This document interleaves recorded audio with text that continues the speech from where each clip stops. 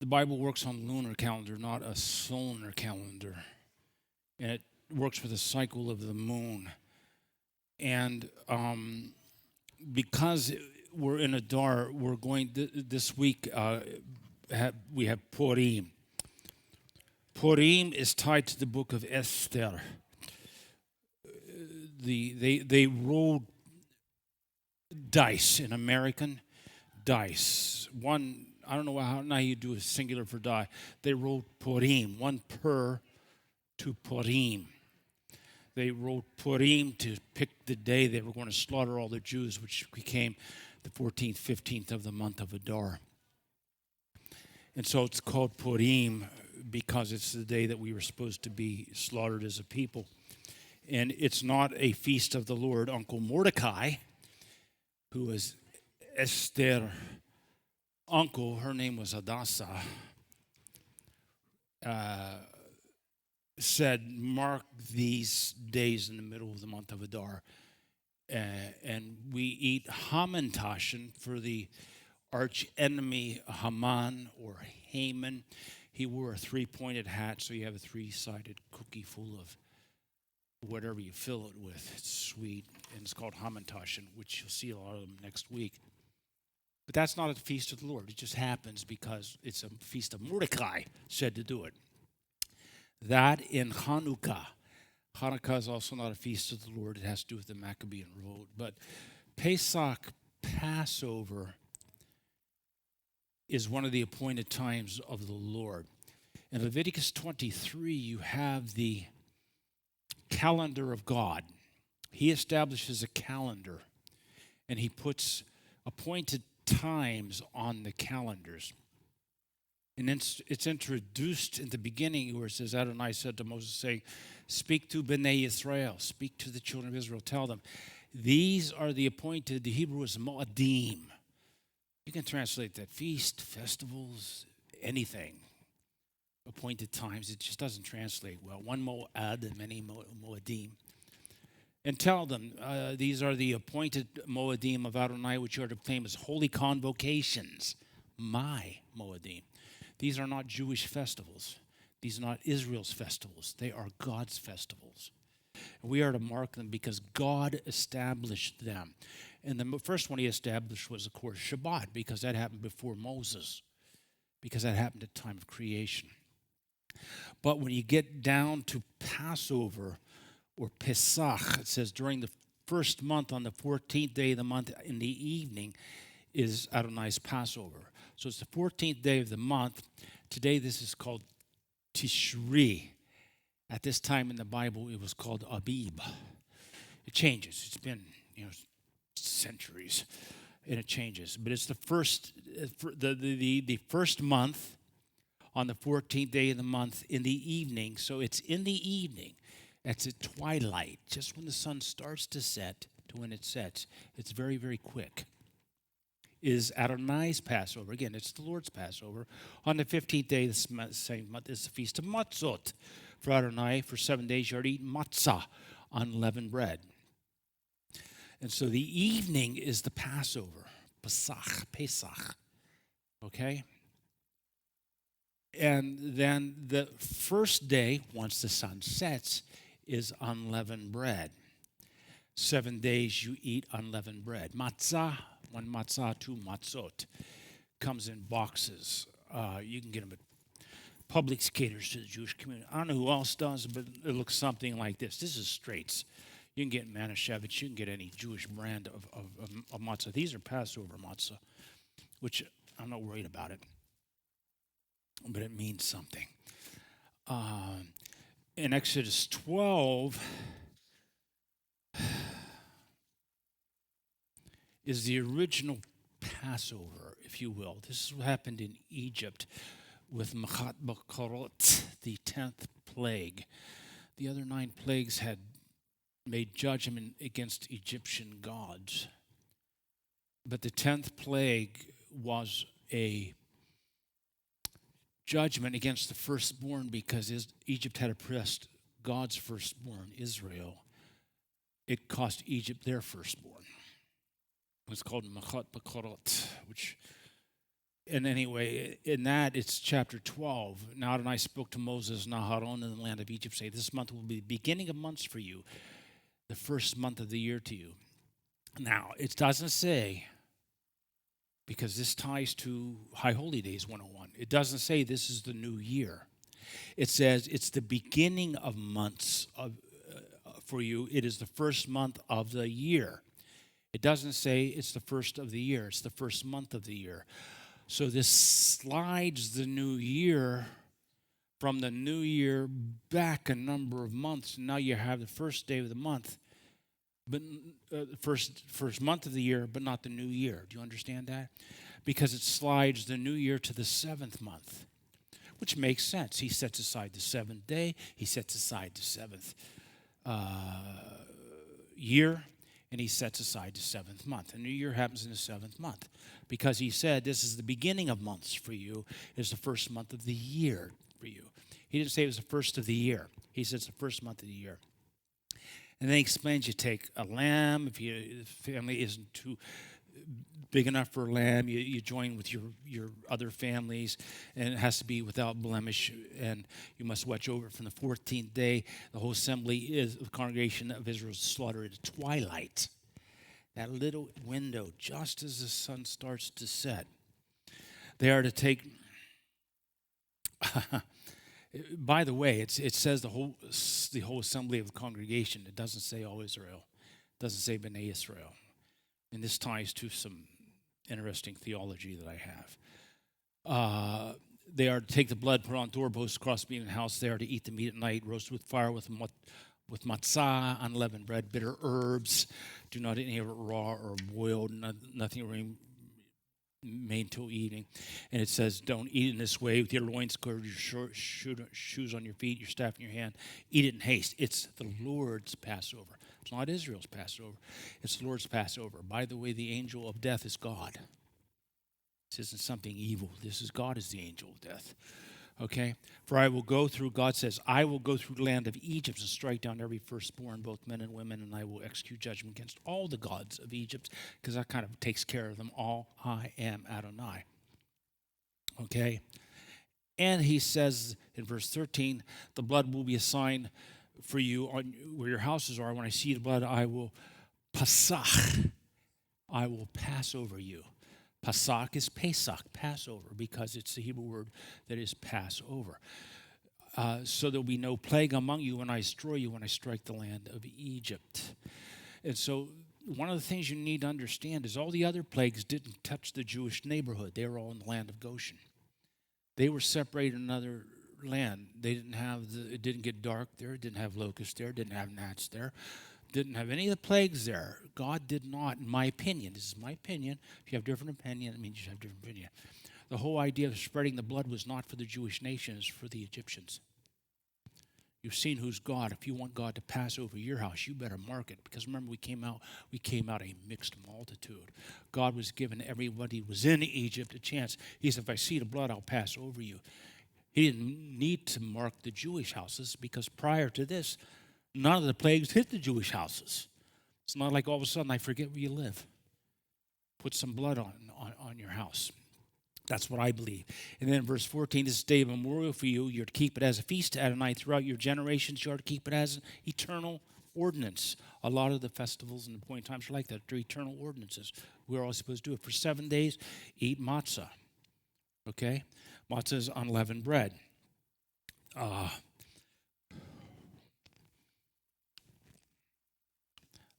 For those of you that have never seen it, it looks like, this is one of the ways it looks. You can get it round if it's made in an oven. It's very, very fragile, very, very thin. It doesn't have to look like this. This is made by a machine.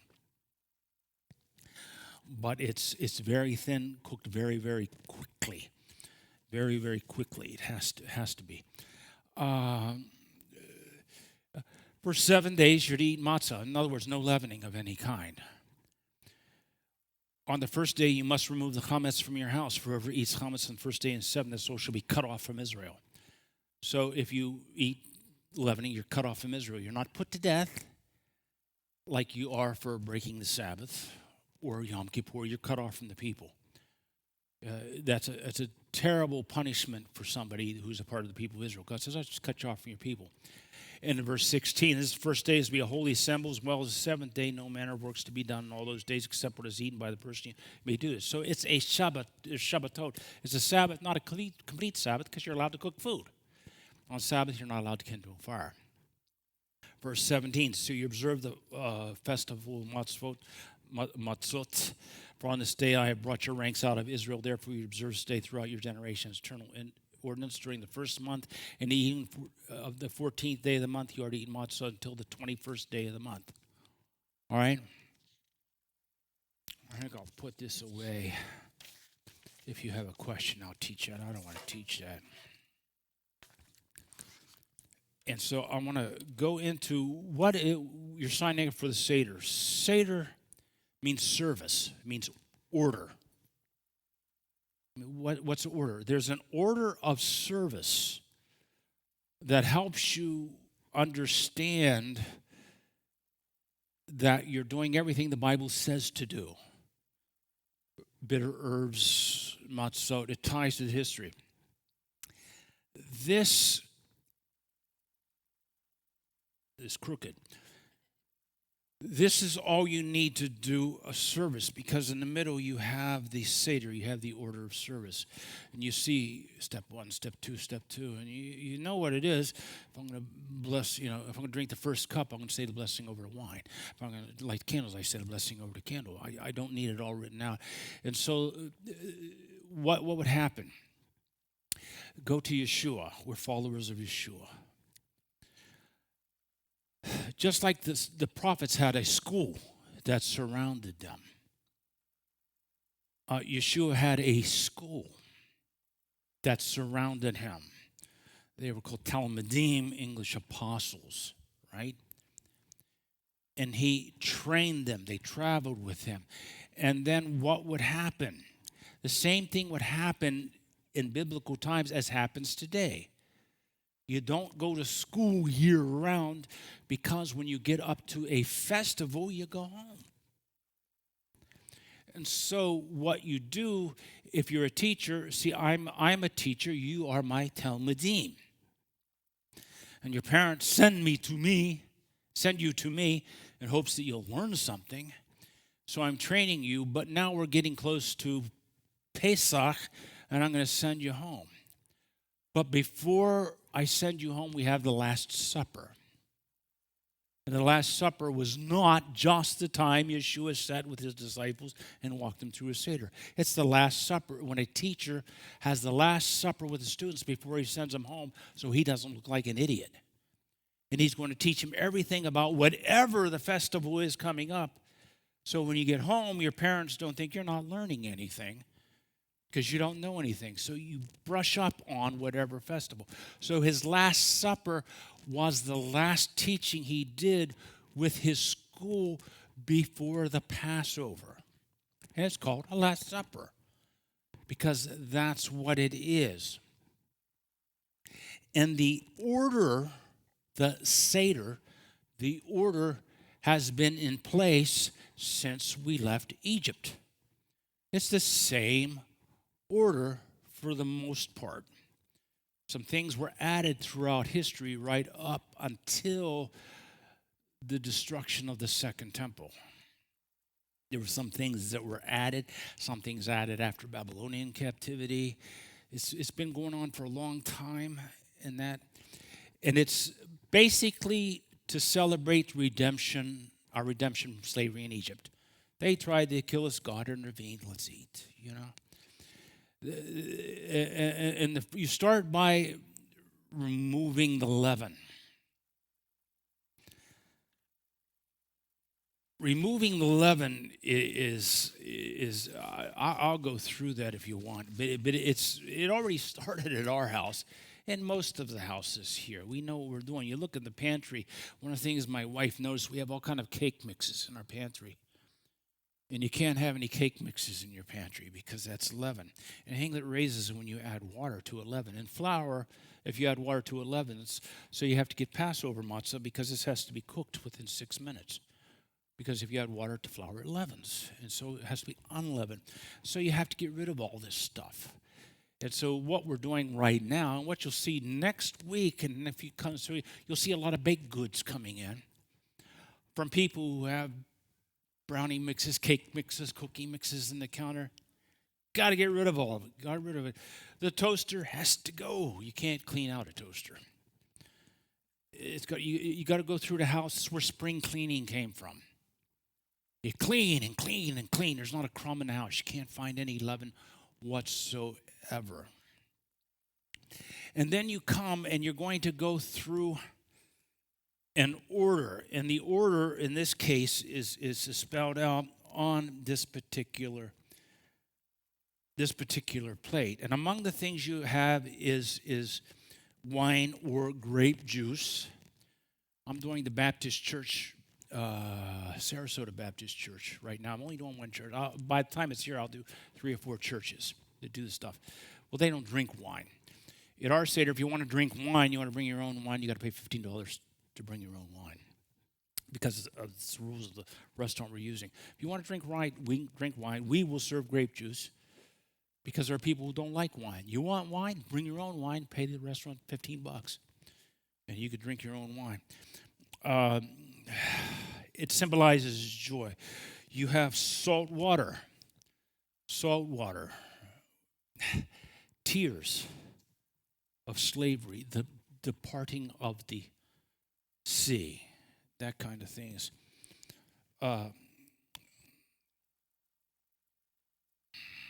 It's in Hebrew. I'm trying to think of the English.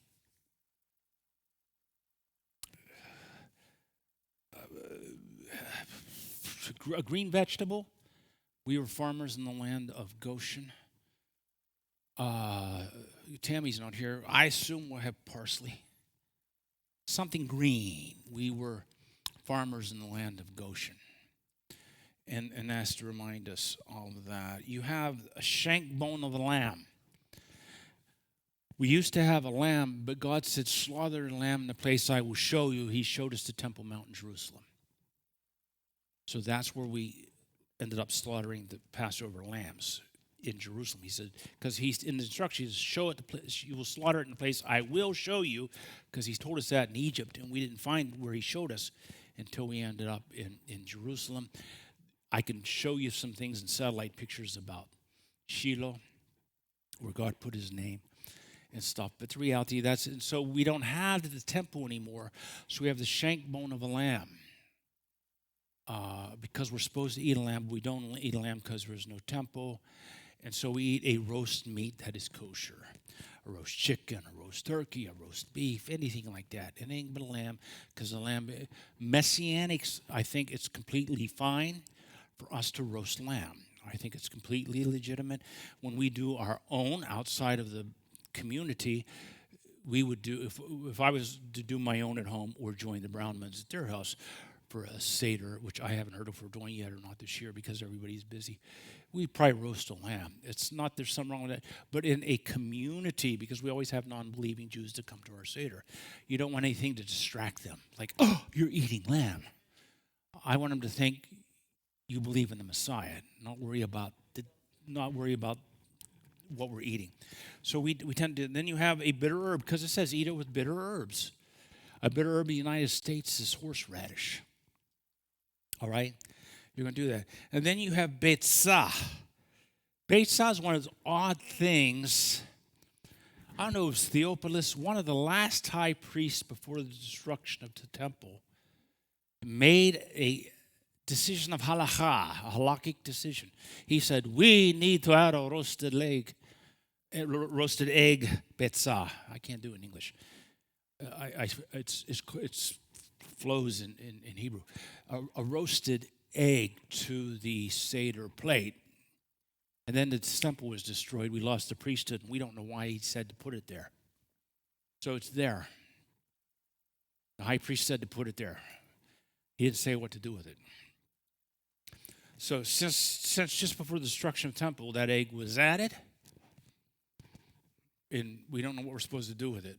We added it because the high priest said to. So it's there. as I said, you could do everything from at the Last Supper of Yeshua, it would have been a placemat like this. Because that's the order, that's the story of the Exodus. And you have everything. But now you have what is called Haggadah. There's all kind of them. This is one that I wrote. I didn't realize it didn't say Passover when I proved it, because it says Pesach, Messianic Haggadah. You can get this on Amazon. You can get this about anywhere. But we have them for you. You can borrow them and then give them back. We have hundreds of them. We use them year after year. And this has, Pesach means Passover. When I look at it, I think I would have put Passover if I'd been thinking. And then you go through it. And you go step by step in order of service. And you walk straight through it. Service, you do this, you do that. There are a total of 4 cups of wine. The 4 cups of wine turn to 4 promises. I will bring you out. That's the cup of sanctification. And what that is, that at this point, it's early in the service, you want to sanctify this to God because somebody's been working. If you do it in the house, it's usually, if we do it, and again, I just haven't talked to anybody because we're all busy. If we do it at my daughter's house or at my house, outside of the one we do in a restaurant for the congregation, sometimes we just feel like doing our own. Somebody's working because somebody got to fix the meal and get everything in place. And so you don't just jump into this. You sanctify it. You take it up, and it's a cup of sanctification. Blessed are you, O Lord our God, King of the universe, creator of the fruit of the vine. Now I sanctify everything to God. This is a part of what God is doing.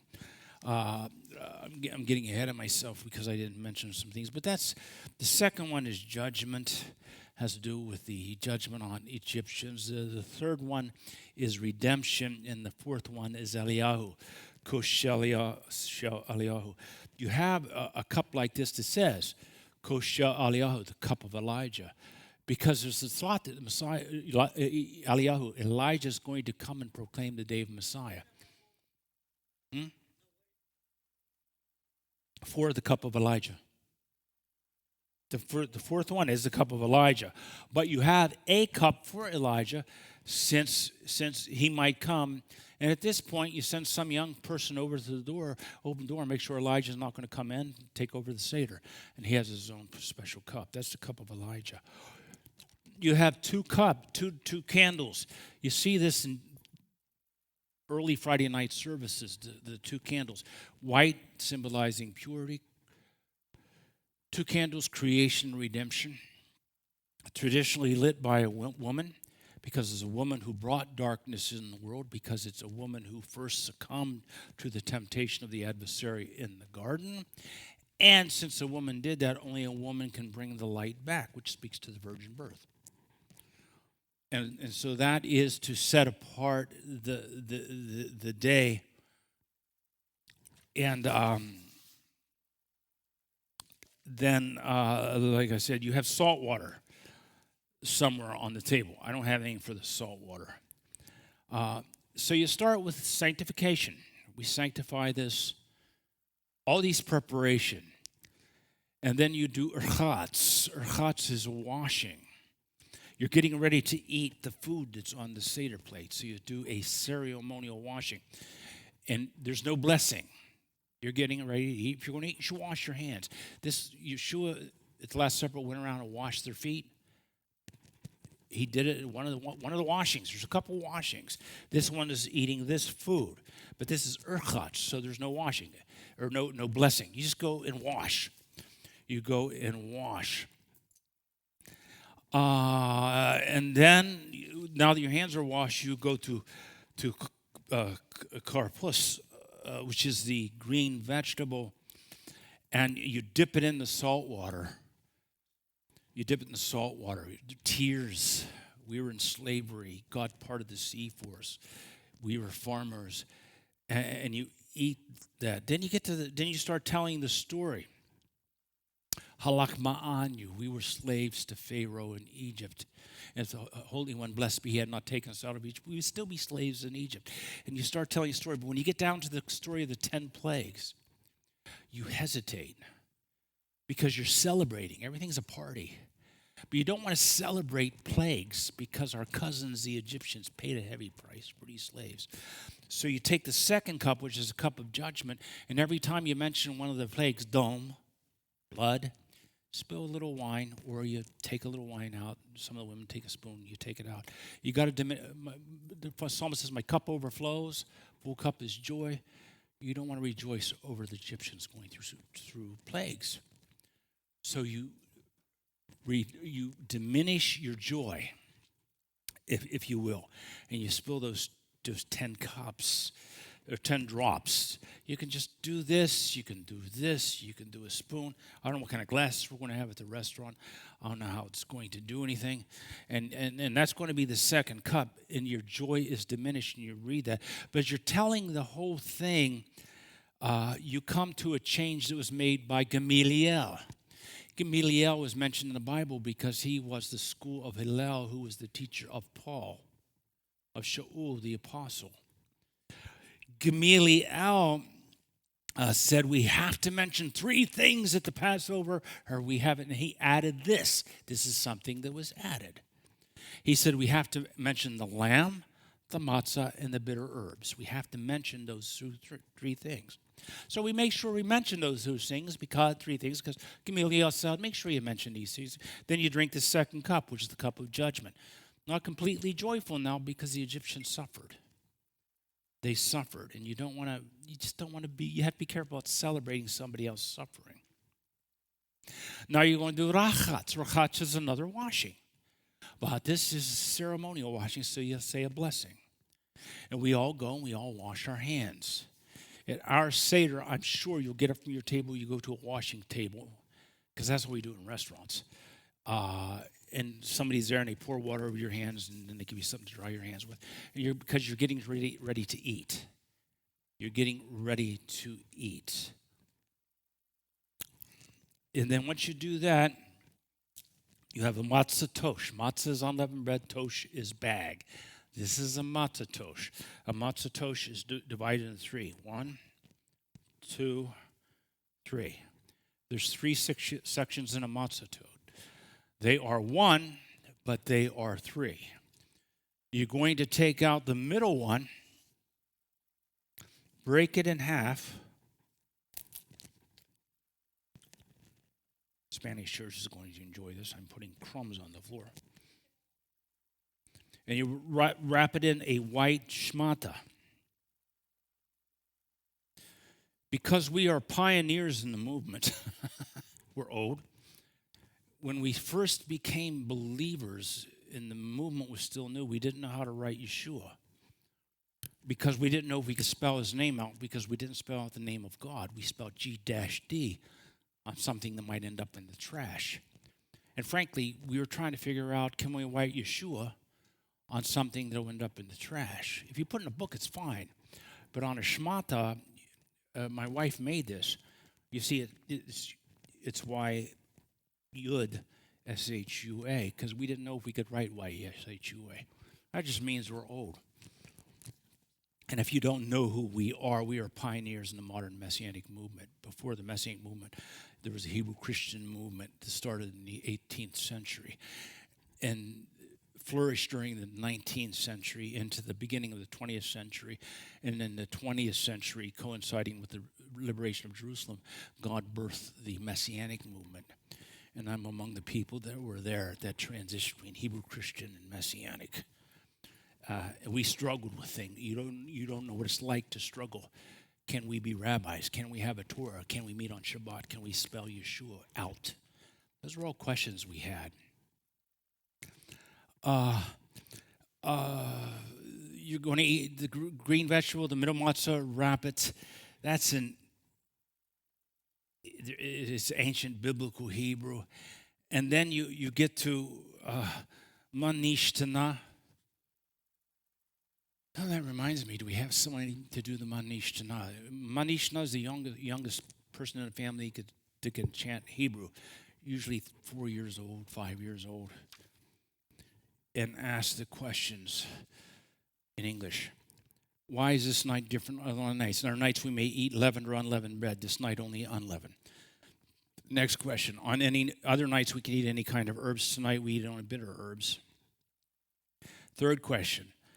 Other nights we do not dip even once. Tonight we dip twice. Now the fourth question has been changed after the destruction of the temple. Because before the destruction of the temple, it said we could eat any kind of meat. Tonight we only eat lamb. But we no longer eat lamb. So we had to change that question. And it is now another night we eat sitting and reclining. Tonight we all recline. And the answer is the story of the Exodus. This is why we do this. And it's the Manishna Halayla Zomiko Halelot. We have to remember to draft somebody to chant that. I don't know who's going to do it. You're going to... I'm not paying attention to my notes. We did all that stuff. You're going to take the 2.5 matzahs that remain, and you're going to break them and spread them out. And you're going to put one with charoset. Charoset is right there, actually. I didn't look at the word Hebrew. It's a mixture, reminds you of mortar. In this country, it's apples. Chopped up apples, probably walnuts and grape juice. It looks like mortar. It's sweet. We made mortar for Pharaoh in Egypt, and then you put a piece of onion because it was still slavery. And you put that on matzah, and then you do the Hillel sandwich. Because Hillel, the teacher of Gamaliel, the teacher of Paul, said we should eat matzah and matzah and chros. I'm trying to think of say it in English because my mind slips. Matzah and bitter herbs. Matzah and bitter herbs. So you put matzah on a piece, take matzah, put horseradish on it, and it chokes you and brings tears to your eyes. Now you were slaves. That's to remind you of that. Then you go to Shulchan Arutz. Shulchan Arutz is the meal. You finish the ceremony, you're going to do Shulchan Arutz. As a rule, there's a separation of meat and dairy. That is not biblical. That is rabbinic. I don't worry that much about it. But we try to, for the sake of the non-believing Jews among us, not to make those obvious mistakes where we allow butter. Things like spring cleaning comes from Passover. Margarine comes from Passover because you can't eat butter with a meal. You can't eat milk. You can't mix because the Bible says don't see the kid in its mother's milk. And I could tell you how that ended up where it's a total separation. And by this same token, all these things, we don't mix any dairy, so it's a meat meal, so there is no dairy, and you're going to have this meal together. And then at the end of the meal, you go to the afikomen. The afikomen is that middle half of matzah that you wrapped up and put away. You buried it. You almost forgot about it. Now it comes back. And you eat it. And then you take the third cup, which is the cup of redemption, because God has redeemed us from slavery in Egypt. Now, when you do that, the obvious step is to go to the fourth cup, which is the cup of Eliyahu, Koshel Eliyahu, the cup of Elijah. Yeshua didn't do that because it's recorded among other places. It's recorded several places. 1 Corinthians 11:29, 11:23. Paul explains, for I received from the Lord what I also passed on to you, the Lord Yeshua, the night he was betrayed at the Last Supper. It wasn't Passover. He wouldn't do the Last Supper on Passover. He'd do it the day before Passover because he's a teacher, okay? People get all confused. See, the Catholic Church said he was crucified Friday night and raised Sunday. Then because he was crucified and had to be taken down before Shabbat. And they think Shabbat is Friday night, so he had to be crucified on Good Friday and raised Sunday. Trouble that he wasn't in the grave 3 days and 3 nights, which he was supposed to be. So he was actually crucified early, and the Shabbat that he had to be taken down to was the Shabbat of the first day of Passover. Okay? I don't want to lose you, but just pay attention. Don't believe what he was. The night it was paid, he took matzah. When he had given thank, he broke and said, "This is my body, which is for you to do." The same way he took the cup after supper, saying, "This cup, new covenant, my blood, do this for me, do as often as you drink it in memory of me." And so he took the bread and wine after supper, which means he took the third cup and he took the afikomen. And he said in verse 26, "As often you eat this bread and drink this cup, you proclaim the Lord's death till he comes." That's where the Catholic Church created a I can't think Christian, sacrament of communion. And some do it every week, and some do it once a month, and some do it in one. We do it at Passover because that's when we do it. Because it's not just any cup, it's the cup. It's a cup of redemption. It's a cup of redemption. Redemption comes from a wedding ceremony. For those who, none of you were any of you here for the Sanctification conference we had? And remember my ketubah? My ketubah is my marriage contract. I brought it in. It hangs above my bed. And you make this contract, and then you seal it with a cup of wine. Okay? So the cup of wine seals the covenant. Where's the covenant? Jeremiah. I'll make a new covenant with you. He made the covenant, but nobody drank the wine. So he took the third cup at the Last Supper and said, "I seal the covenant." And then he has to pay the dowry, the price for the bride. What did he do? Paid the price. He said, "This is my body which is broken for you. This is my body. I'm the one that's in the middle of the other two, the three that are one. It's going to be broken. It's going to be buried. It's going to be watered, but it's coming back." And the blessing.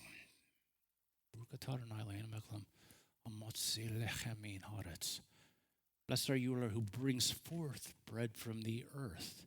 This was wrapped away and buried, but God will bring forth. He foretold his own resurrection, the afikomen. Okay?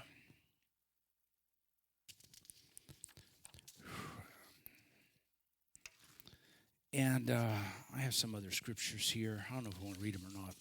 I have all kinds of notes. I'll answer some of your questions.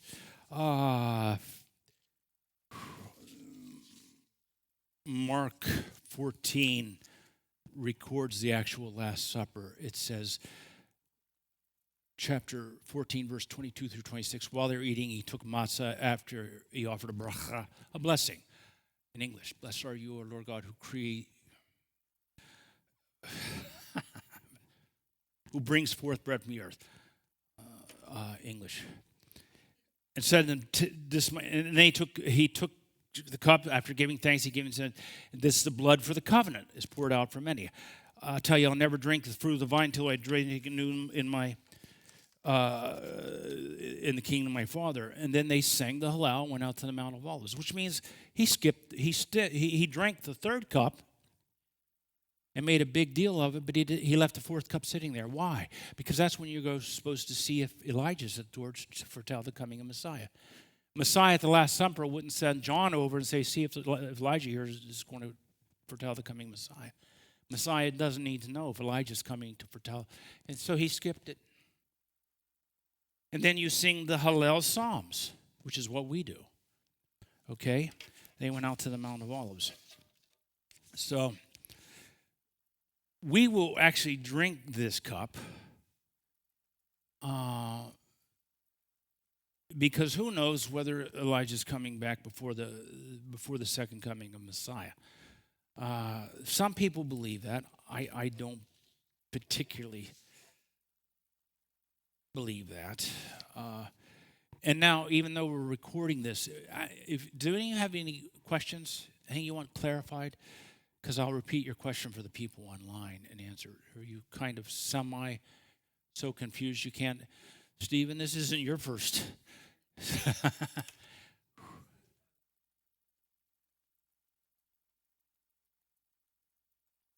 Yeah, Thursday before sundown. Thursday down. Thursday before sundown, arrested Wednesday night, crucified Thursday, crucified the time the lambs were being slain for the Passover that was coming up. It makes sense if you put it there.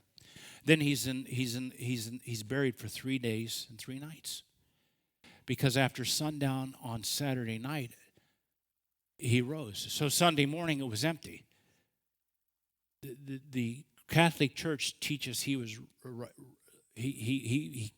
resurrected on Sunday morning. No, it says the grave was empty on the first day of the week. And just, I'll tell you what, go ahead and turn off the webcasting so I can answer this. Sorry about that, everybody.